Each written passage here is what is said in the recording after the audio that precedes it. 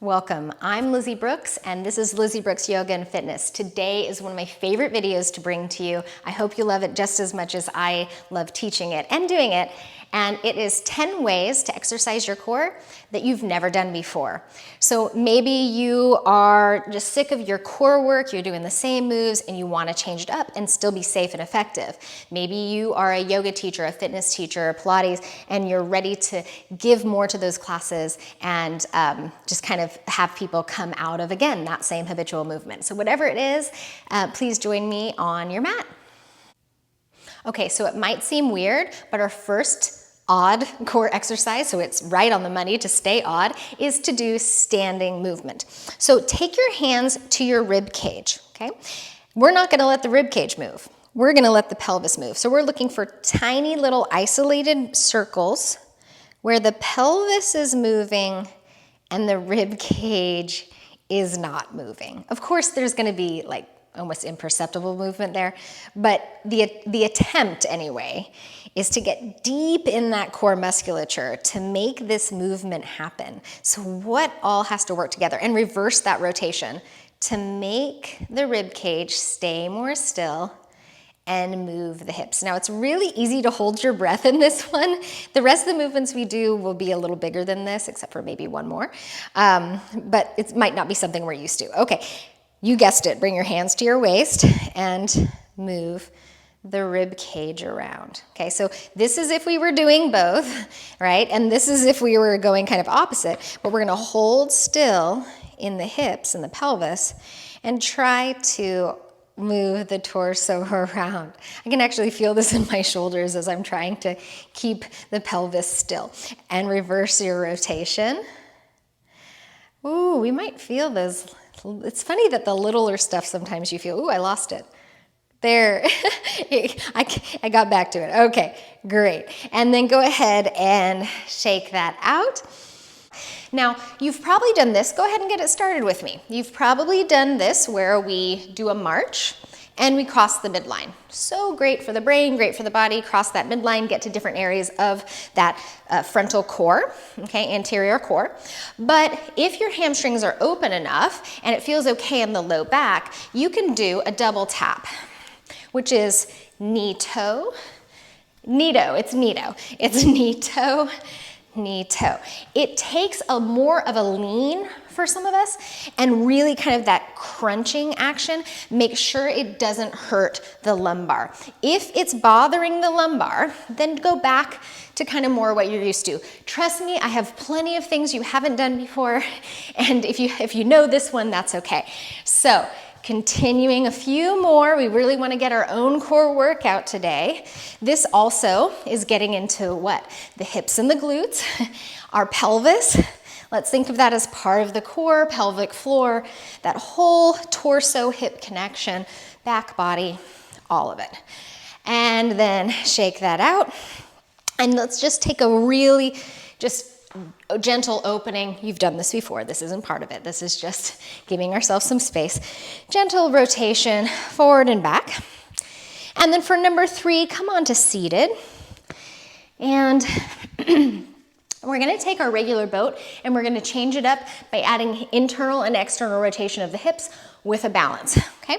So rolling your shoulders back, hands under the legs, lean back a little bit and lift up. So you can start here, and if you just want to stay in the classic boat, that's just fine.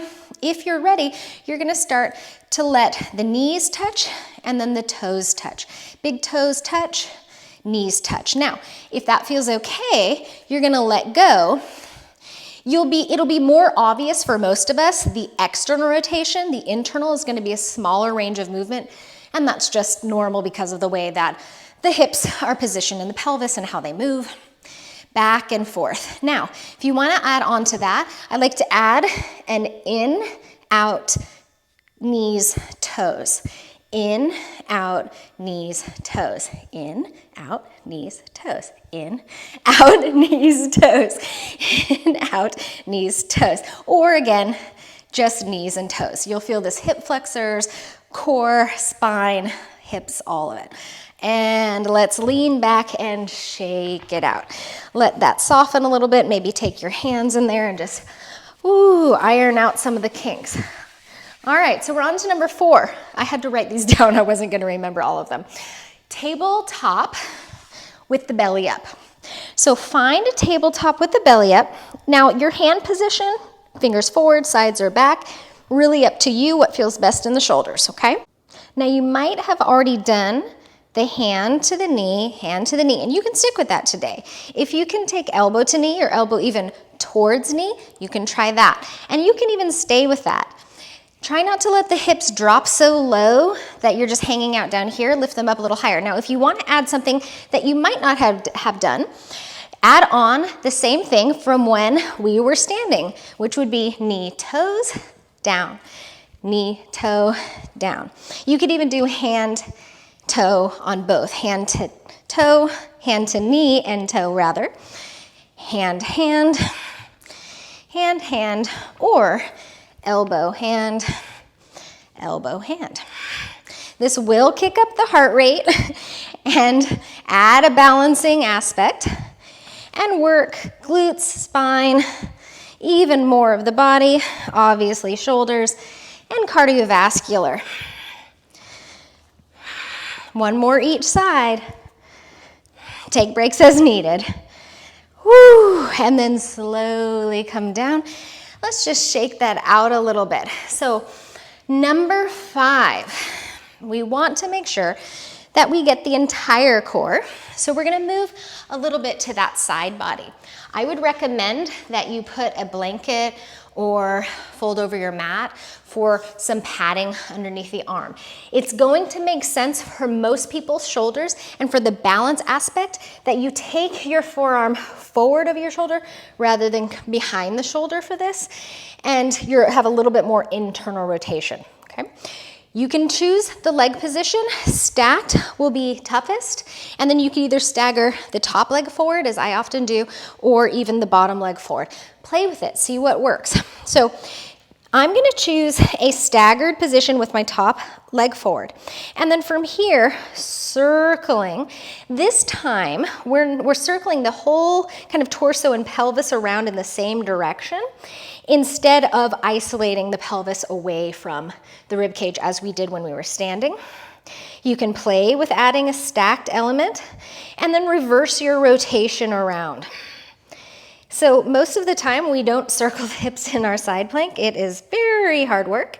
And then if you want another, adding on, toe taps, tap forward, tap leg, tap back, tap leg, forward, leg, back, leg. Okay, so maybe you've done one or none of those.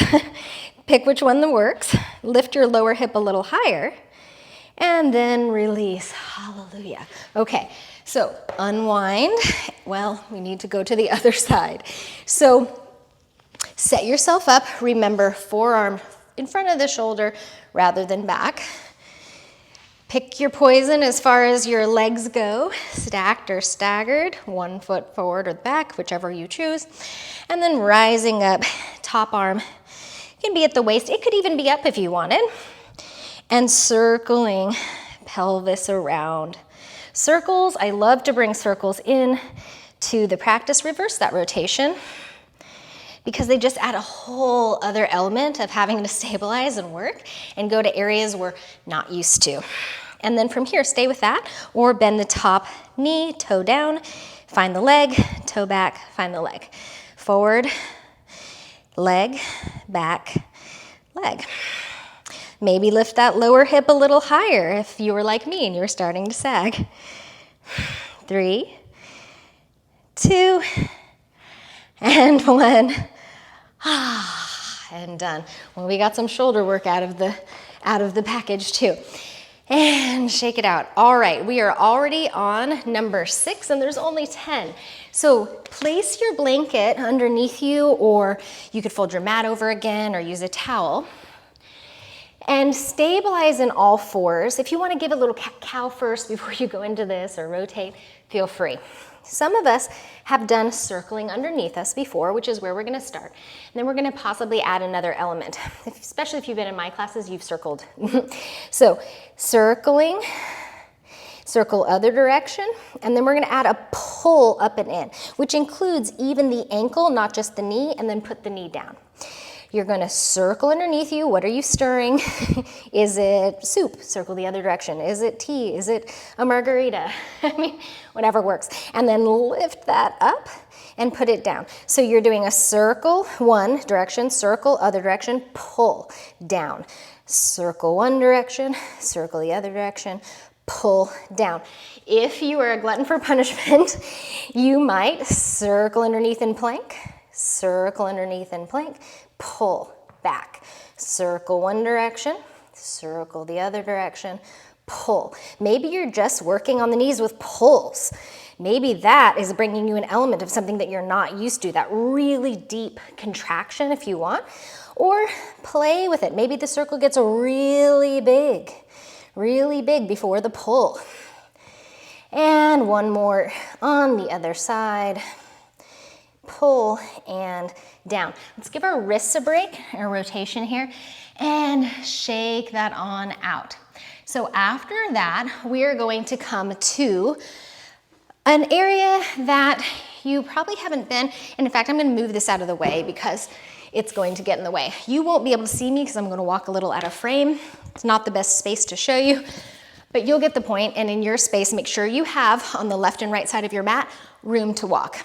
Okay, the first option we're all gonna start with, all fours, stabilizing organs towards the spine, and we're just gonna start walking over to the left. We're gonna take baby knee walks over to the left, drawing the core back, and then baby knee walks over back to center. And you could even put some padding on the side if coming over off your mat bothers the knees. I actually own a pair of knee pads now from when I was recently cleaning grout and painting baseboards. Super fun, but yoga helps for that, I guarantee you. And then over to the other side. Okay, now, if you're feeling, and I'm gonna come over to the side to show you this, if you're feeling like you can add on, do that in plank and take your walks any amount over to the side and back. And then of course, I'm trying to make space for myself to be able to do it over to the right side, but my stuff's in the way. And walking back, walking or knee walking to the left and back to plank, walking and knee walking to the right and back to plank. Shake it on out, 2 more, and then we get to say, yay, we're done with core work. Okay, so come onto your back in the regular way you like to, either laying down or use some traditional core work. We've all done this one. Either hold onto your legs or not, and roll down 1 vertebra at a time. Or maybe just flop down at this point. Take a full body stretch and wiggle it open. Open those hip flexors, stretch out through the torso a little bit, that anterior core that we have definitely gotten into. And then from here, I'm gonna ask for you to take this very seriously. So you have a $500 bill and it's under your back and you wanna glue it down. It's a windy day, you don't wanna lose that $500 bill.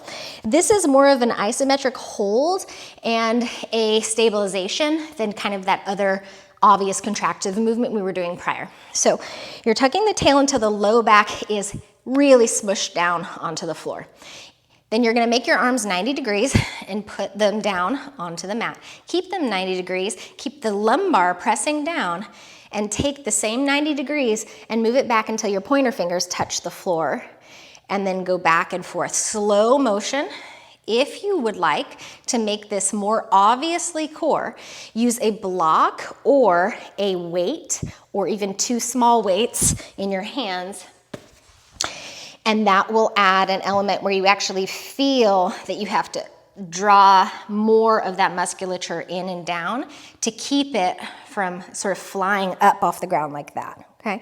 So if you haven't done weights before, I would start really small, maybe 2 1-pound weights, or you can hold it longwise in your hands and maybe a 5-pound weight. And then the number one thing you're focused on, other than your breathing, is keeping the belly in and down. And what are we doing also? We are working the glutes. By tucking that pelvis and keeping that lumbar glued down, we'll start to feel that the shoulders and the glutes integrate with that too.